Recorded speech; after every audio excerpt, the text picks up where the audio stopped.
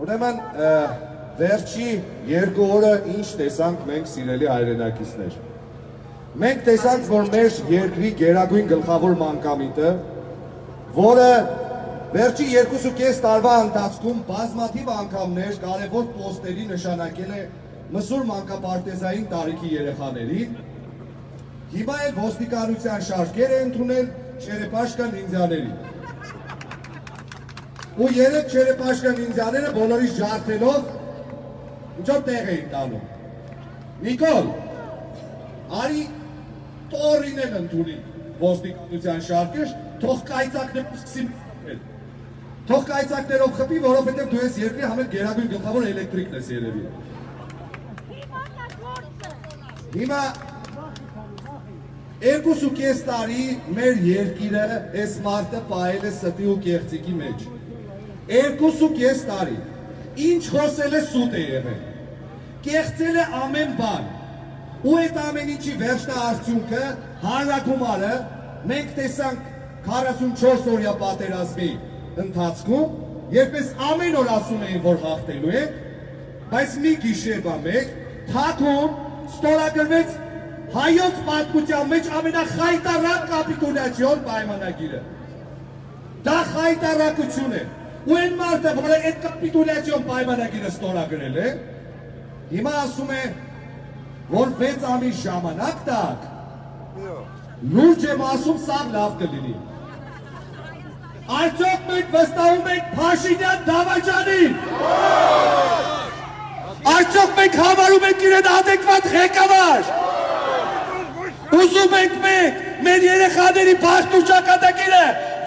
վստահել են տխմարի։ Ուրեմն ժողովուրդ ջան, խոսեց Մովսես Հակոբյանը, գեներալ Մովսես Հակոբյանը։ Այնպիսի բաներ ասեց, որ դրանից հետո իրեն հարգող ցանկացած ղեկավար ոչ թե գետինը պետք է փորեր մտներ մեջը, այլ լուսին պետք է թռներ։ Կիսալուսնի ժամանակ, այն կիսալուսնի, որի դեմ չոքեց ինքը։ Նիկոլ այդ մարդը բազմաթիվ բաներ ասեց, բազմաթիվ։ Ասեց, որ ձեր տիկինը ունի գեներալիսիմի գոչում։ Կարող է գեներալների հանել մարդական գործողությունների կառավարչական այդ սենյակից։ Մենք իմացանք, որ դու նրա համալրումը պատերազմական գործողություններից կարճատև ժամանակ անց դադարեցրել ես, հրաման ես տվել, որի ձայնագրությունները կա, որը մենք բոլորս ըստ երևույթին շուտով լսելու ենք։ Նիկոլ, մենք իմացանք, որ դու կոնկրետ հարցով մեր գլխավոր ռազմավարական դաշնակցին զանգահարել ես ամսի 30-ին, ճիշտ է մամլոխոստակը ասեց, որ ոչ դրանից առաջ 2 անգամ էլ է զանգել, բայց այստեղ երկուսն էլ ճիշտ են, և Մովսես Հակոբյանը, և Մանեն, ինչի, խոսքը պատերազմող երկրի համար պատերազմական բովանդակություն պարունակող զանգի մասին է։ Այդ մարդը նախորդ 2 անգամը զանգել է ու իրեն բնորոշ ԱԼՄ-ի ձենով ասմունքել է երևի, ինչ որ ռոմանտիկ զեղումների մեջ է եղել։ Այդ 2 անգամը ինքը չի խոսացել մեր համար կարևոր բաներից։ Հիմա պարզ է հելնելու են, հերկելու են, բայց բոլորը գիտեն դրա մասին։ Ու շատ շուտով դրա մասին հայտնի է դառնալու։ Ինքը ոչ թե զանգել է առաջի օր, ասել է Վլադիմիր Վլադիմирович, на линии фронта такая ситуация. У нас есть проблемы. Сложная ситуация на этой линии фронта. Сложная ситуация на другой линии фронта. Нам нужно вооружение такого рода и такого рода. Չի ասել նման բան։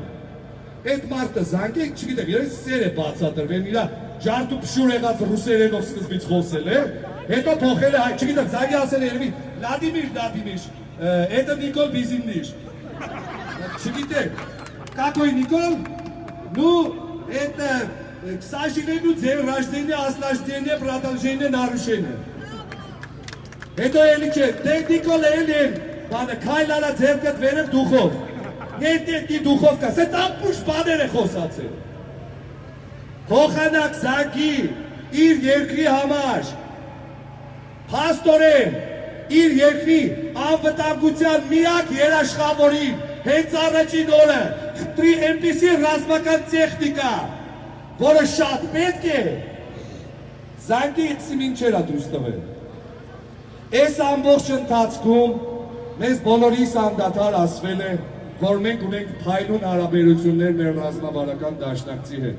Բայց այդ փայլուն հարաբերությունները մեր ռազմավարական դաշնակցի հետ պետք է ապահովի հենց ինքը, երկրի ղեկավարը։ Իսկ ինչ էր անում երկրի ղեկավարը։ Ամեն անգամ Ռուսաստանի դաշնություն կարևոր այց կատարելուց առաջ ինքը կարծես դիտմամբ լուրջ պրոբլեմ էր ստեղծում Հայաստանում գործեր իրականացնող ռուսական բիզնես տեսակի հանդեպ։ Օրինակ Գազպրոմի, օրինակ Երկաթուղու, գործեր էին հարուցում, գործեր, որոնց ավարտը այդպես էլ պարզ չդառավ։ Ինքը փորձում էր ցույց տալ, որ ինքը այդքան կա։ Ու դու ասում ես, որ Ռուսաստանը ստիպված է հաշվի նստելու ներկայիս իրողությունների հետ։ Նիկոլ, Ռուսաստանի դաշնությունը մեր միակ բարեկամն է դարեր ի վեր։ Նիկոլ, եթե դու դա չէիր հասկացել, ու չգիտեմ այդ քո փոքրիկ ուղեղի մեջ ինքնիշխանություն էր խաղում, այ փոքրիկ ինքնիշխան, տարավ կործանեցիր մեր երկիրը, ու հիմա ժամանակ ես մեզնից խնդրում, Արցախը տարեկործանել ես, ինչ արեց այս մարդը, հայտնի ճշմարտություն է, բաժանիր որ տիրես։ Մեզ բաժանեցին սևերի ու սպիտակների, որպեսզի Արցախին տիրեն ու հանձնեն այդ թշնամուն։ Մեզ բաժանում են, հիմա էլ են բաժանում են հանրապետականների, դաշնակցականների, նիկոլականների, լևոնականների, վանիցյանականների, տո գլխուսարցեվականների, այ մարդ հայ եք մենք, հայ մարդիկ եք, ձեր ժողովուրդն եք, ձեր քաղաքացիներն եք։ Հիմա որ այստեղ կանգնած խոսում ենք, ու թեքում եք սաղովս քո երեսին,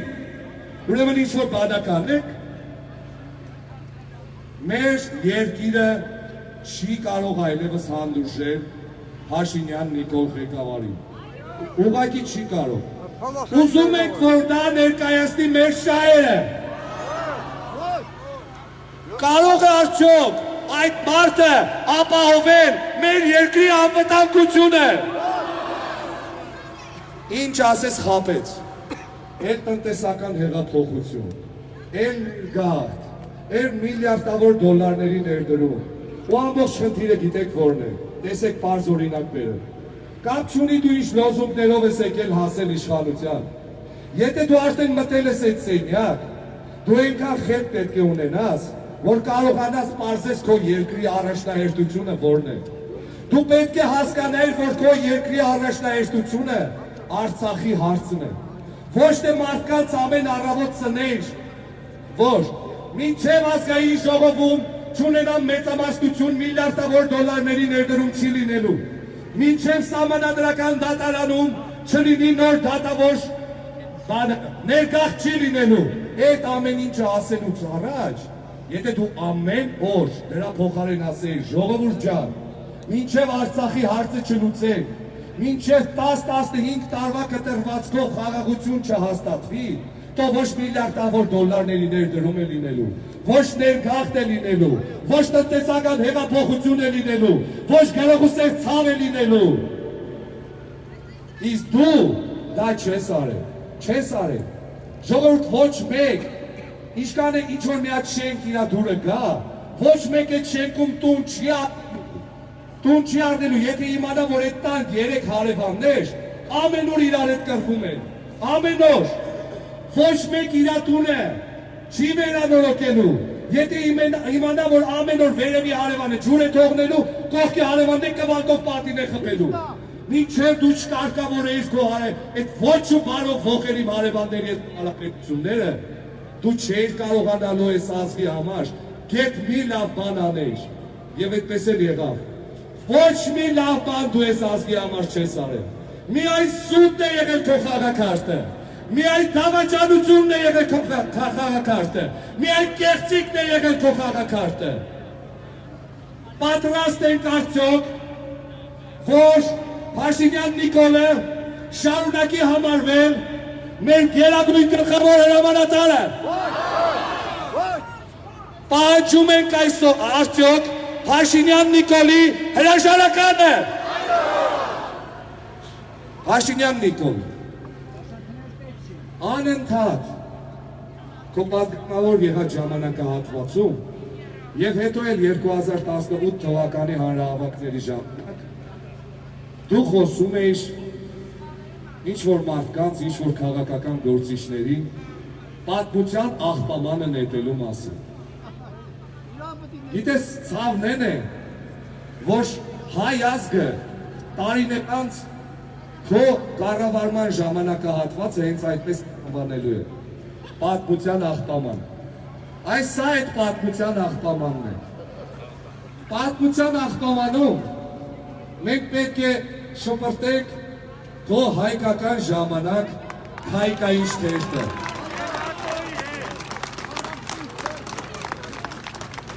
Այս թերթի անունը ոչ թե պետք է լիներ հայկական ժամանակ, այլ պիտի լիներ հայկական միաժամանակ թուրքական։ Այս է սրա ճիշտ անվանումը։ Այս էջերի վրա ես դուք հայկային երկիր ես։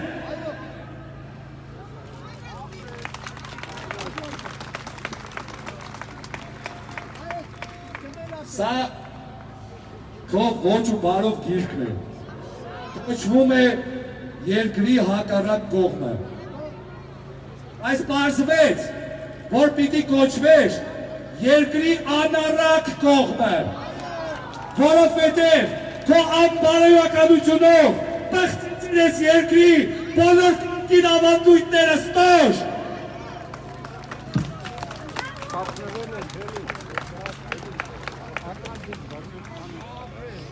Սա Հայաստանի Հանրապետության հպարտ քաղաքացու անձնագիր է իր բաժանում սահմանադրական հանրաքվեի ժամանակ, որի ժամանակ մեր երկրում արդեն իշխում է կորոնավիրուսը, իսկ դու հանրահավաքներ կազմակերպելով այդ կորոնավիրուսը տարածում ես ու բաժանում ես այս անձնագրերը։ Պարոն Փաշինյան, մի հատ հարց տամ, այդ փողերը ինչ եղավ, այդ որ ծախսիկ, հետո չարիք ոչ մի բան, ազգային ժողովում հակասահմանադրական քայլերով դատավոր փոխեցիք, այս է այդ անձնագիրը։ Լսի, ես մի անձնագիր ունեմ, այդ իմ Հայաստանի Հանրապետության անձնագիրն է, որի մեջ, երբ որ ես նայում եմ, կարճ չունի, որ թղթերը սպիտակ գույն են, ես այնտեղ եռագույն եմ տեսնում, եռագույն, ոչ թե սև ու սպիտակ, եռագույն, դու մեզ բաժանեցիր սև ու սպիտակի, բայց իմ անձնագիրը, իմ սիրտը ու իմ հոգին եռագույն է։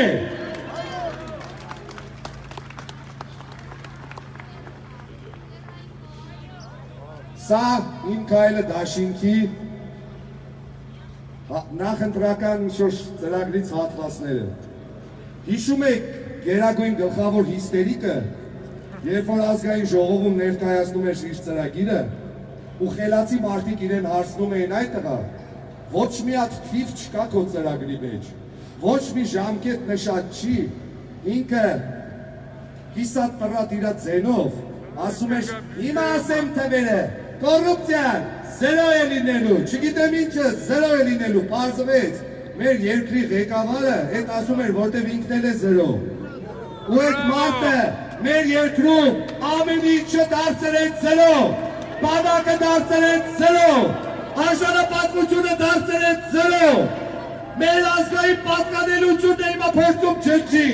չի ստացվելու Նիկոլ, ես է քո հիմար ծրագիրը աղբամանն է գնում։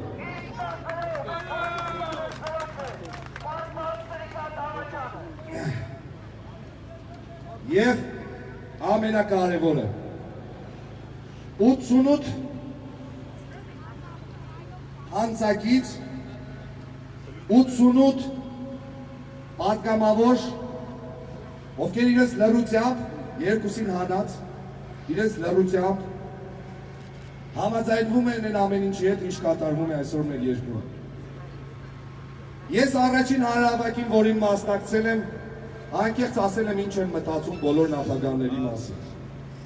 Եվ Լևոն Տեր-Պետրոսյանի համար ասել եմ, որ ես հարգում եմ մեր երկրի հիմնադիր նախագահին։ Պարոն Տեր-Պետրոսյան, ես հարգում եմ ձեզ, ես կարող եմ ձեզ ներել ամեն ինչ, բայց Անդրանիկ Քոչարյանին երբեք ձեզ չեմ ների։ Անդրանիկ Քոչարյանից վատ բան դուք կեսացնի չեք արել, հավատացեք։ Ու հիմա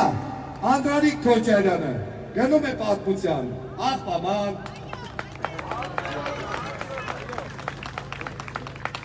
Հովհաննես Հովհաննիսյան, դուք նույնպես գնում եք պատմության աղբաման։ Վայ Ղալումյան, լավ եղի հորս սարև, դու են ես գնում պատմության աղբաման։ Մեր երկրի թե դիվանագիտության մեջ, թե մարդկային փոխհարաբերությունների մեջ ամենակոմպիտենտ տիկինը,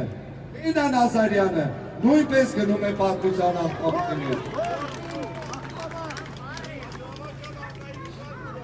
Եվ իհարկե այն մարդը, ով մինչև հիմա սպասում է, որ Տրամպը ճանաչելու է Արցախ անկախությունը, տիկին Լիլիթ Մակունցը նույնպես գնում է պատմության աղբաման։ Հիմա մի վարկյան, այստեղ կան բոլորի նկարները, բայց տիկնայք և պարոնայք ազգային ժողովի պատգամավորներ իմ քայլը դաշինքից։ Ես դեռևս ձեզ չեմ նետել պատմության աղբամանը,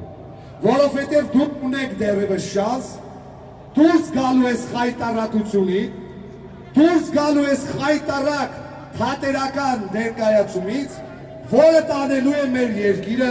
կործանման։ Սիրելի հայրենակիցներ, միշտ մտածեք, որ չի կարող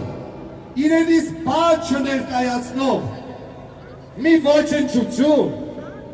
թե ոստիկանական ռեպրեսիաներով, թե բոլորիս ամեն օր տանել բերելով բաժիններ, մեր ձայնը կտրել։ Իմ ընկերը Նաիրա Բկրտչյան, մենք շատ ենք այս ընթացքում իրար խոսել։ Լրիվ անկեղծ ասեց, որ ինքը հագիստ խոսող մարդ է, տեսեք, ինքներդ եք տեսեք։ Մեր երկրի համար ստեղծել է գուցե մեր պատմության ամենակարևոր ֆիլմերից մեկը, Կյանք ու կռիվը։ Ու ես ուզում եմ հենց այդպես այսօրվա իմ խոսքը ավարտել։ Ես պատրաստ եմ իմ ամբողջ կյանքը կռիվ տալ մենակ նրա համար, որ ազգադավները մեր երկրում չիշխեն, որ դավաճանները մեր երկրում գործ չունենան, որ սուտասանները իմ քյոսալ ժողովրդին չխաբեն։ Ու հիշի Նիկոլ, պատմության մեջ դու ոչ միայն մնալու ես որպես դավաճան, այդ պատմության մեջ դու մնալու ես մեր նեղ անձնական, հարազատական հարաբերությունները թայկայով, որովհետև մարդիկ իրենց հարազատներից են եղել, մարդիկ իրենց ընկերներից են եղել,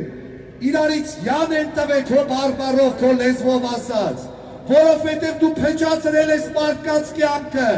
դու մարդկանց մեջ եկած սուտ ու կեղծիկ ես մտցրել,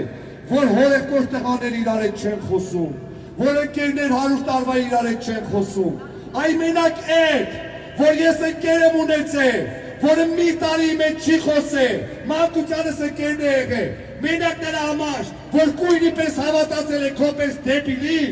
հետո եկել է, ասել է կներես, մենակ այդ ես քեզ երբեք չեմ ների, ու մենակ նրա համար դու իրավունք չունես, այս զուլալ, այս մաքուր, այս միամիտ ժողովրդին իշխելու, այս ժողովրդին է պետք վերադարձնել, այն աթոռը, որի վրա դրած է քո հաստվում